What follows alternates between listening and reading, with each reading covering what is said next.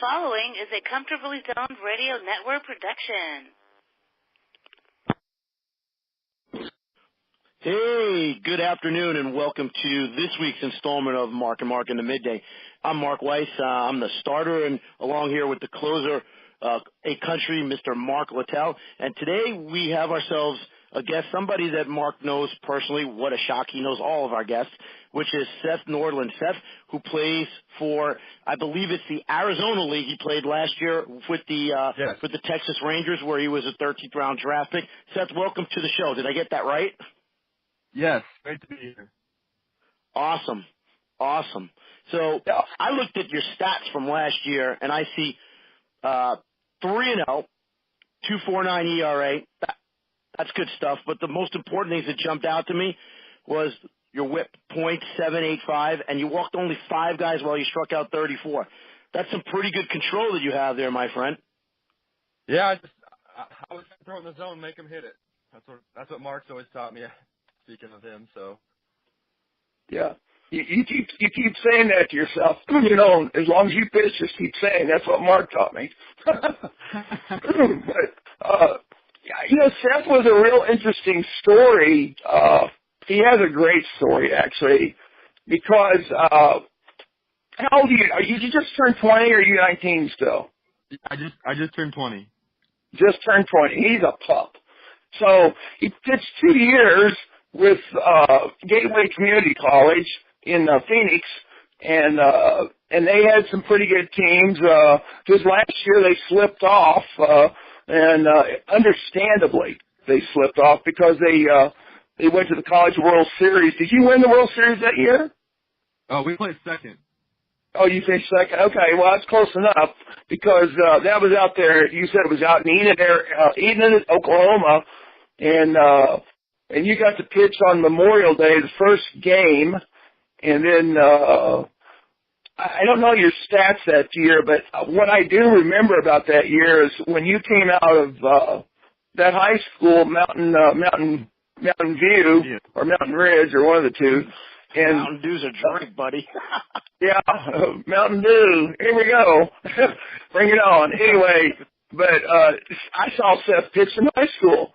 And I was watching him, and it was like a monkey on a football. I thought, here's this big 6'3" kid. Looks like he's around 220, 225. You needed to mix in a salad or something, and he could swing the bat a little bit. And then he comes over to me during the college league during the summer, and it was kind of funny.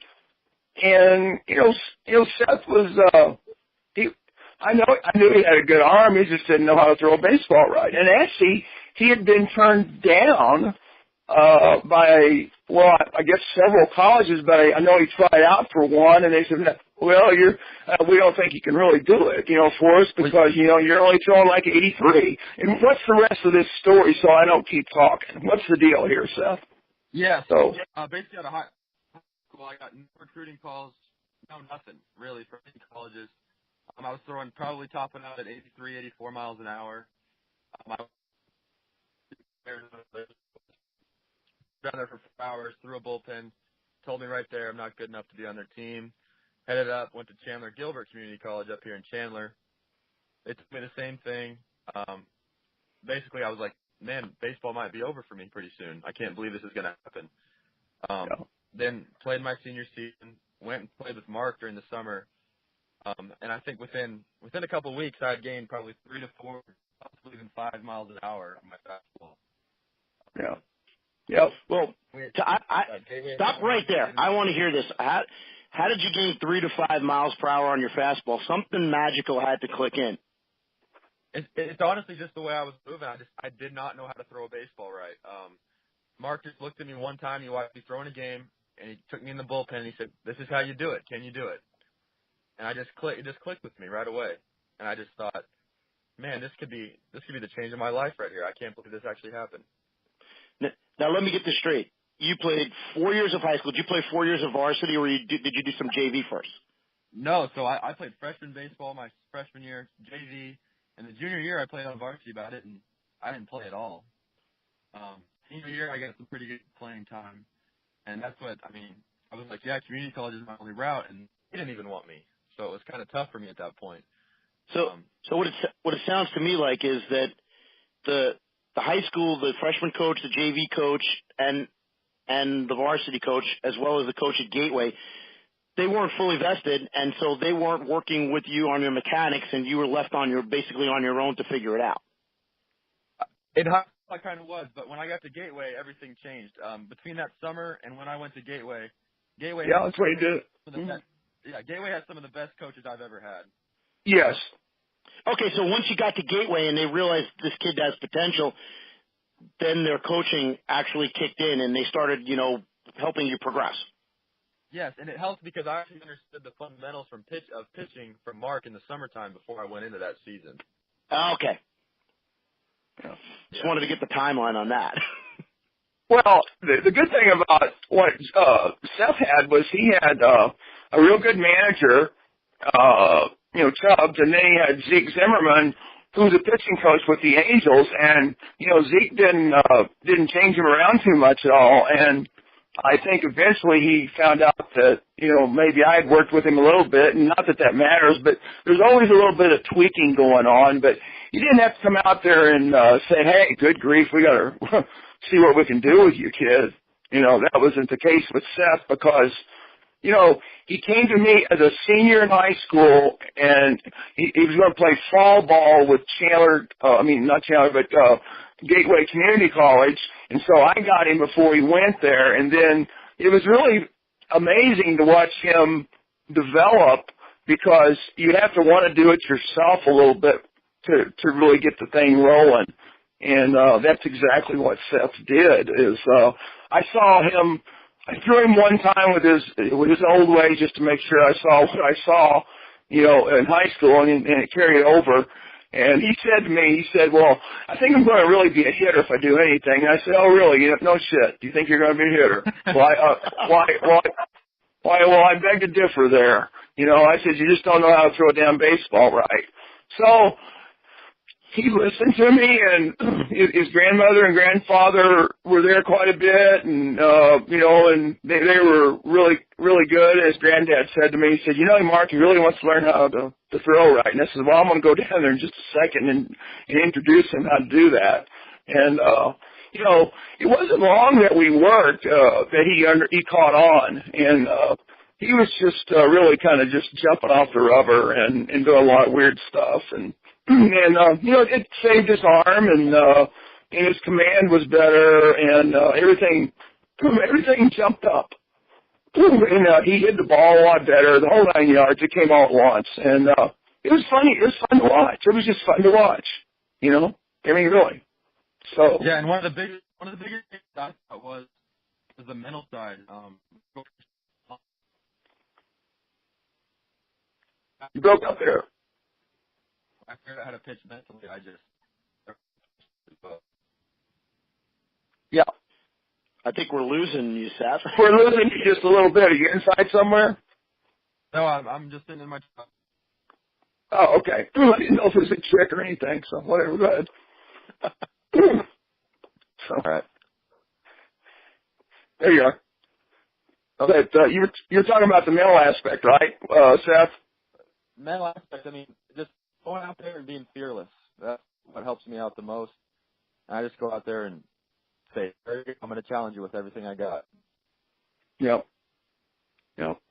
And you can. And, with Texas right now, you had a really good first year. And the funny thing is, right out of the chute, if I'm not mistaken, that's when they got, actually, their runs off of you was the first game, if I'm not mistaken. Is that right?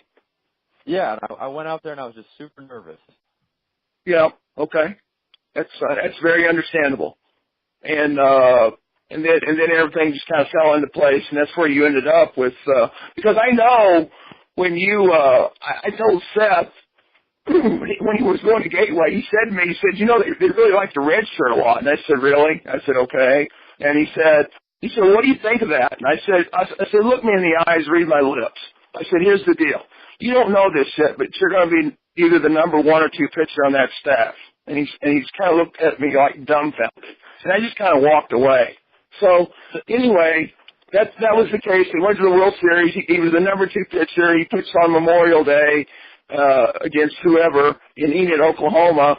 And then this next year, the year he got drafted, this last year, in the June draft, excuse me, he's throwing like, he threw 85 innings. He punched out 123. And he walked like 17. This is in the college ranks, and finished with a 1.9. But he had a 4-3 record because it was pretty much depleted from the year before when it went to the series. So it's kind of a rebuilding year. But he gets actually pitcher of the year in the junior college conference there in Arizona, and I think you got second All-American now. Is that right, Seth? Yeah, Somewhere? I got team All-American. Yeah. And you were going into the 7th and 8th inning with 0-0 scores many times. Yeah, and what happened is that would be 0-0 in the 7th, and I'd have to come out because of pitch count. And then right. We'd end up losing. Yeah. Well, 4-3 with a mediocre team is really good, obviously, and you had the 1.9 and the 123 strikeouts. That speaks for itself with the 17 walks, and so like Mark said earlier, it held true. When you came into the professional ranks, you did the same exact thing. So you're doing some really good things and right things. So that's a big part of becoming a professional is the consistency. I think you're going to find that out too. Is being consistent. That's a big word. Hey Seth, so what after your 2 successful years at Gateway, what made you decide that, hey, I'm going to pro ranks and I'm not going to go to the D1 ranks in college? What was the driver in your decision with that? Yeah, so after right about the fall, towards December of 2016, right before the second season at Gateway, I had a full ride offer. Actually, it wasn't full ride at first. It was a half scholarship from Grand Canyon University here in Phoenix, and they're a D1 program. As the season went on, as I started getting attention from pro scouts, they started raising the scholarship, and eventually at the end it became a full ride right before the draft. Really the decision that made me think was, school's important to me and all that stuff, but I can't risk going to college, and I've got a ride this year that I just had. I mean, I had an absolutely fantastic year. I had to go ahead and ride it instead of risking going to somewhere else, maybe not having the same coaching, maybe not having the same situation, and risking lowering my draft stock. That's a good point. Not only that, but also risking, and I know you can't say it, but we can. Notoriously, the college coaches they do the exact opposite as the pro coaches do, where the pros will kind of nurse you along and get you to where they need to get you because you're a valued asset. Whereas in college, they'll ride that hot hand and get a lot of innings out of you in a very short period of time. So I'm sure that probably had a lot to do with the mindset too of getting into the right environment where you can really, get yourself to the next level as a professional. Exactly. And at Gateway coaches and Mark, I've been around such a professional experience that I felt like my 2 years in college were probably pretty similar to what it would be like in pro ball. And I wasn't wrong, because when I got there, I was probably one of the most prepared guys there was on that team. That is huge. Now, I got a question for you. You grew up in the Phoenix area. You played high school ball there, played your college ball there, played your first year of professional ball there. Rumor has it that you're probably going to Hickory, which is in North Carolina next year. How's that going to be the first time away from the home state playing ball? Well, you mentioned earlier, my grandpa, he's a huge part of my life. He's been to every game, even during the Arizona season, he was at all those games. But it'll be different up there, different weather, different atmosphere and all that. But really, baseball is baseball. And when I get over there, you get hooked up in the season, and I don't think it's going to make a difference. Just besides the first couple of days, maybe. Mm-hmm. Yeah. Hey, Mark. Hey, Mark. Yeah. You sure this guy's 20 and not like 30? No, he's put together pretty well. He's that 6 inches is almost right there. He's got it right between the horns. That's for sure. And Yeah, the fun thing, about when you go out, I think it was fun to get away from your home environment. I know my first time I just had a blast, and you're sitting there more or less watching, or getting a lay of the land for the first week or so, and you're also getting used to some of your newer teammates, and seeing how that's going to unfold, and then of course you got to travel within the league. And that's always fun, and you're seeing different ballparks, and so that's and the camaraderie and the feel and the smells and all the instincts that come into play or in pro ball are just it's a magnificent ride. It really is.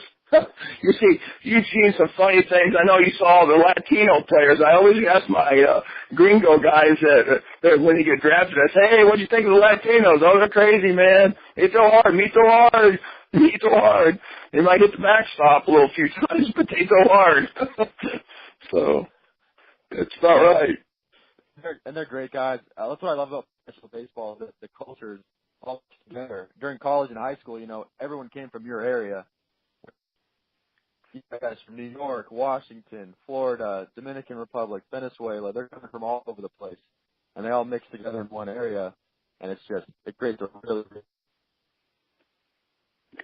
Exactly. Mark, are you still there with us?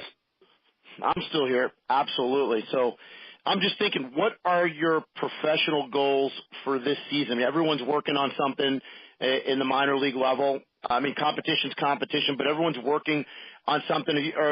Are you going to work on, let's say, a little bit more velocity, or are you going to, it looks like your two-seamer seems to be with your arm slot one of your best out pitches. Are you going to, try to expand on that or add to the repertoire?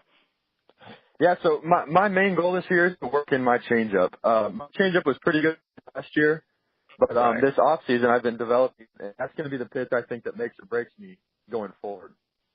Mhm. Yeah, he does have a really good changeup, and most people, and Seth knows this. When I talk to somebody, I want them to always say, "Oh, hey kid, what's your what kind of pitches you throw? What's your arsenal?"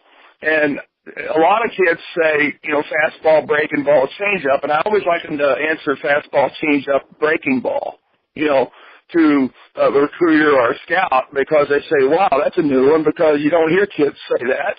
And, the fastball and the changeup, you can actually go out there and pitch a whole ball game without using, the breaking ball sometimes. And it really is a big deal. The velocity, the one thing, everybody talks about the velo. And, you look at all the really good pitchers, the great pitchers don't have the real hot velo. They stay around long enough to sit there and say, I'm operating between, 91, 93, 94. The guys that end up breaking their arms are the 95s and up, seems like. And, it doesn't seem like it's a fact. And, but, there's such wear and tear though. So when you go out there and you've got, arsenal of pitches and you've got a changeup you can throw over with a fastball that you can throw down in the zone like Seth does, he's got a chance of doing some things. He really does. And, it's fun to watch him pitch, actually. It really is. So that's kind of where we are. Well, in the Arizona League, you were used pretty much exclusively out of the pen. Is that the goal going forward too? Is that you're going to be targeted as a bullpen guy, which you all know the major leagues can never have enough of bullpen guys, or are they planning on eventually stretching you out for more of a starting role?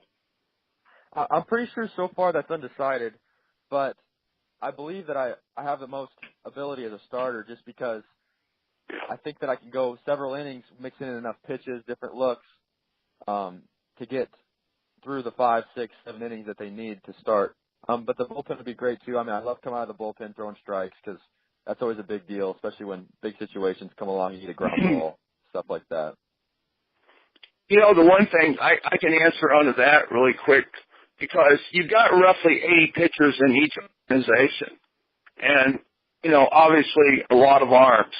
Okay, how many of those arms are, of prospect status and then how many are of basically filler or suspect status. And then, everybody says, well, are you going to be a starter? Are you going to be a reliever? Seth's the kind of guy that has 3 pitches. He has a brain. He has a IQ of probably 115 to 120, whereas a closer has about a 3 to 5 IQ. So he's not in that area, And then your middle relievers, they have about a 90 IQ. So he's got a 115 to 120 IQ, and he's got that third pitch, and he's pretty calm, cool, and collected between the lines. So the fun thing is the Rangers, they already kind of know they're watching all these 80 kids out there, and they're watching this Seth Nordlin kid throw the ball over the plate consistently, changing speeds. They're going to say, this kid could be a potential, 5th starter for us, down the line. And then he works himself into the big leagues, hopefully sometime to where he said, well, no, he's a 3rd starter, he's a number 3 starter. And then, well, maybe he's a number 2 starter, And, but, it's open because I think when you go to the big leagues nowadays, it's just like, well, he's going to be a starter, he's going to be a reliever. Most of the time when you go to the big leagues nowadays, you're a reliever, and then, they see the point where you're, getting adjusted, right? And then they make you a 5th starter, and then, you kind of let it fall where it's supposed to. So that's the answer to that one, And, that's the development thing about Seth is he's 20. He's only 20, and he's going to get some more experience out there this year. So that's a big deal. And it's good. It's good. So take it and run with that. Sky's the limit, in other words. Yeah, it is with him. So really is. And the one thing Seth does, he works in the winter time. You're working with some kids, aren't you? Right now, Seth, you're working with one tall, lanky dude, I think you said.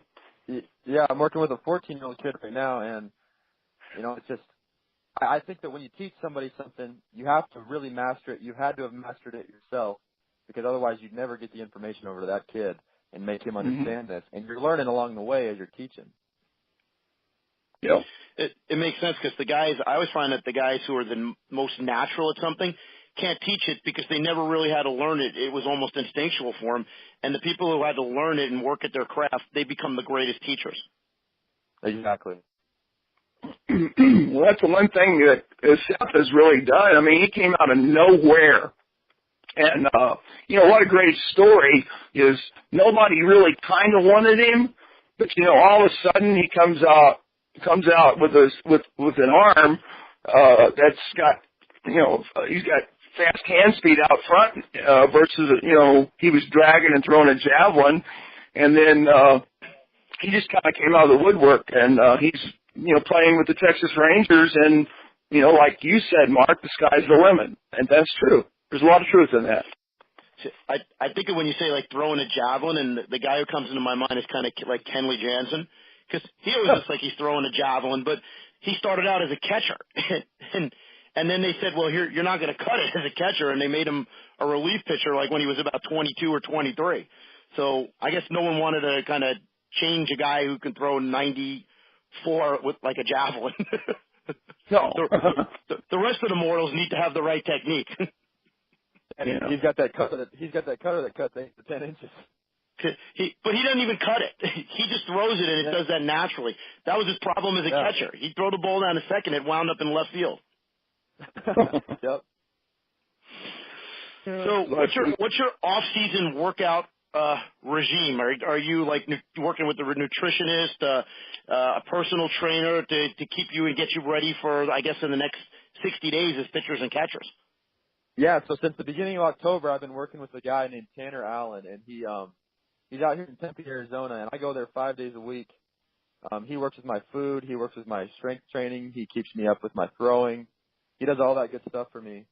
And another thing I've been doing in the off season is I got a little off season job over here, just to keep myself busy, keep myself going. I guess it really helps me out instead of being bored at home. Yeah. Well, it's good. The good thing too is you're in Phoenix, and you're not like where I am, where it's like single digits in temperature. At least you got weather you can go outdoors in. Yeah. So I was a professional baseball player. I'd make this my off-season home somewhere like here or Florida or something like that, because I can't imagine the weather right now go in a cage and throw into a net. It's just not the same. I never really believed in that kind of stuff. Right. Yeah. Yeah, that's for sure. I agree. My daughter's team is practicing now. It's indoors. It's in a cage. It's like a warehouse. It's freezing. I try to figure out, like, what are the kids really getting out of this other than just getting out of the house?